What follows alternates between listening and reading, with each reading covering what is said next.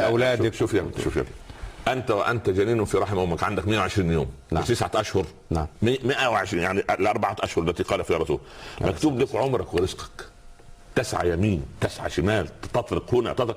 قبل ما تموت قلنا في حلقة قبض الروح ان ملك الموت يقف على الباب، أتبكون مني فأنا مأمور، أم تبكون عليه فهو مقهور. والله ما نقصت له درهما من رزقه ولا لحظة من عمره، وإن لي بكم عودة بعد عودة حتى لا أبقي منكم أحدا أبدا. يقول صلى الله عليه وسلم: فلو سمعوا كلام ملك الموت عندئذ لبكوا على أنفسهم وذهلوا عن ميتهم.